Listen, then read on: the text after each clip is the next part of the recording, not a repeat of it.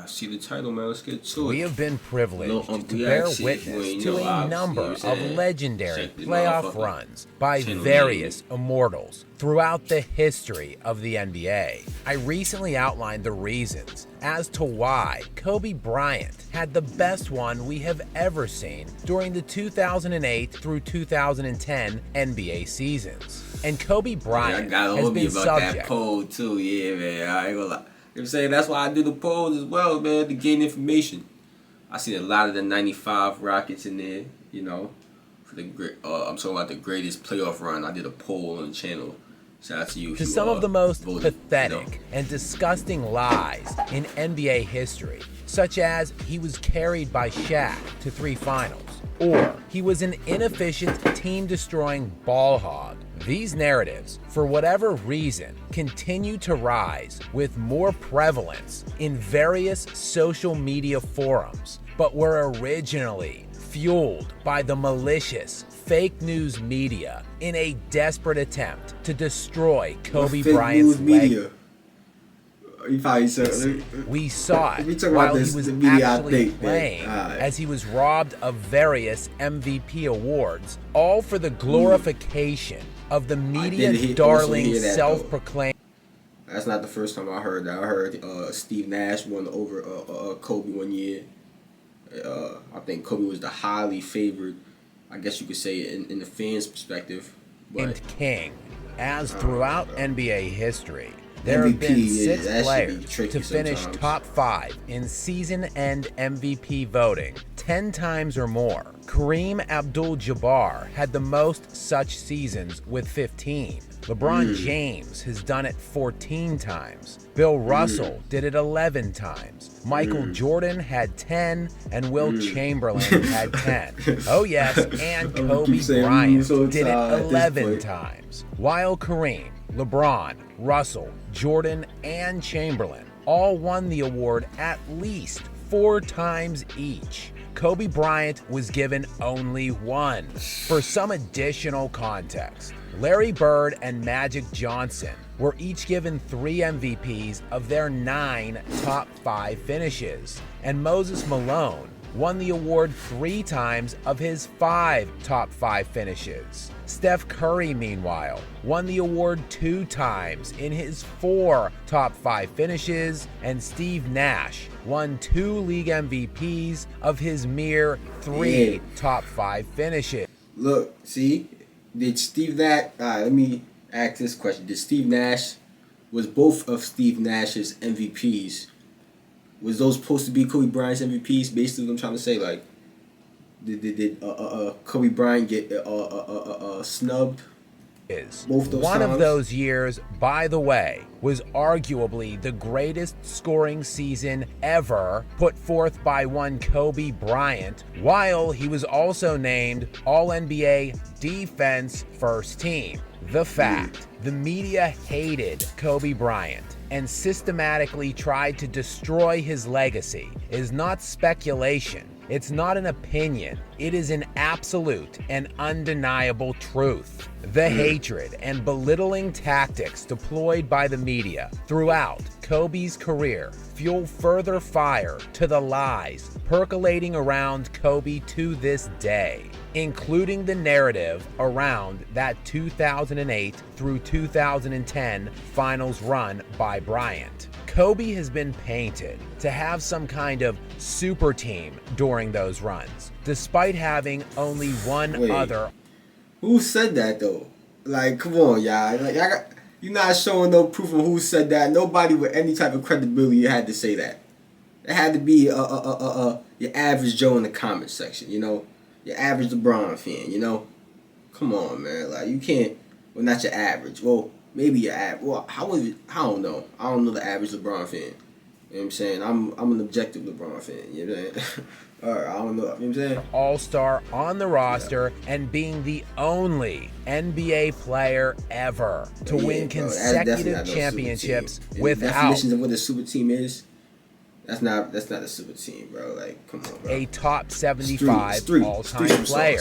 Yes, you know he's the only one. And he did it in the deepest, most difficult conference ever. Not only was his conference the best ever, there was also an alleged super team out east with 3 Hall of Famers and 3 top 75 players on it, the Boston Celtics. A team that eliminated LeBron James in the playoffs during the 2008 and 2010 seasons. The loss in 2010 of which forced him to destroy the competitive balance of the NBA for what would become nearly a decade when he slithered his way from Cleveland to South Beach. In this fall, I'm going to take my talents to South Beach. Did it really destroy the competitive balance, though? I mean, they went 50%. Like, that's not really too dominant, you know. I feel you, but then again, I don't, because if that team was, you know, if that was taking away the competitiveness, why are they losing? You know, that's all I got to say. Because, of course, he didn't have enough help. While LeBron gets routine passes for his cowardly super team building move, Kobe's unprecedented playoff run is actually somehow discredited because of his 2010 finals performance against those Boston Celtics. A series many claim Kobe didn't even deserve the finals MVP in, and he got rescued by Ron Artest, aka Meta World Peace, and Pau Gasol. But as with most things in sports, this requires the proper context. And the media's love affair with their anointed chosen one and self-proclaimed king had already graduated to full-blown obsession, as they had just given LeBron his 2nd consecutive league MVP award in the 2010 NBA year. And LeBron did have the best record in the NBA that year and home court advantage when they came up against the Celtics team in the Eastern Conference semifinals. And the Cavs were up 2-1 in this series when LeBron James absolutely fell apart in one of the most stunning choke jobs of his entire career. In Game 4, 5, and 6, James scored just 21 points per game on 34% shooting from the field, while posting a -37, and the Cavaliers went from a 2-1 lead to not winning a single game the rest of the series. But again, LeBron just didn't have enough help. Oh, and also teammate Delonte West and LeBron's mom Gloria may come or on, my boy, that's nasty. That's nasty. Why you gotta bring that up? Like, come on, my boy. Like, come on, my boy. Nice. But let's focus on the not enough help part of this. In this series, LeBron James averaged nearly 27 points per game, while the other top 3 scorers on his team in that series were 27-year-old Mo Williams, coming off of an All-Star appearance 1 year earlier, 33-year-old Antoine Jamison, who in his previous 5 NBA seasons averaged 21 points per game and 9 rebounds while making 2 All-Star appearances, and in fact was averaging 21 points and 9 rebounds per game that season when he was traded to Cleveland. And 37-year-old Shaquille O'Neal, who had made his 15th All-Star appearance 1 season earlier. These 3 players, with an average age of 32 years old with a combined 18 career All-Star appearances, who in this series against Boston combined to score 39 points per game on 45% shooting from the field. In the NBA Finals this year between LA and Boston, a 7-game defensive war, Kobe Bryant averaged just under 29 points per game, while his other top 3 scorers were 29-year-old Pau Gasol, who made an All-Star team 6 total times in his career, 30-year-old Ron Artest. I don't like how Scott goes, does a lot of these things based off just the points and percentages. You know, you do a lot more things than score the basketball, in my opinion, on basketball. Because there's a lot of things you can do, you know what I'm saying, besides score. and shoot efficiently. AKA Meta World Peace, who made one career All-Star appearance 7 years before this series in the 2003-2004 season, and 35-year-old Derek Fisher, who never made an All-Star team in his 20-year NBA career. These three players, with an average age of 31, with a combined 7 career All-Star appearances, who in this series against Boston combined to score 38 points per game on 42.5% shooting. So LeBron actually had more help than Kobe Bryant. At the very least, a very comparable amount of support. To lose in 6 games, a series he had a 2-1 lead in before dropping the last 3 consecutive games. Kobe Bryant won this series. Objective me, gotta say this, but you gotta still, you know what I'm saying, you gotta show us some more context, like how many points did Kobe Bryant score, the percentage of points that Kobe Bryant scored of his team, you know what I'm saying, and then do it with LeBron as well, things like that, like, just showing us the numbers, that's cool, but what if Kobe Bryant's team averages way less points, you know what I'm saying, or what if LeBron's team averages way less points? We gotta know this type of thing, you know what I'm saying? Come on, bro. That's what I'm saying, bro. His team trailed 3-2 in and needed to win the last 2 games. A series in which his team, the Lakers, averaged 90 points per game in. Kobe averaged 29, nearly a third of his team's scoring. I spoke to motherfucking slow, my brother. This is my fault. My fault. How was I supposed to know? I ain't know. And yes, many will point to the Game 7 where Bryant shot 6 of 24. He also scored 23 points in a game that he won with a final score of 83-79.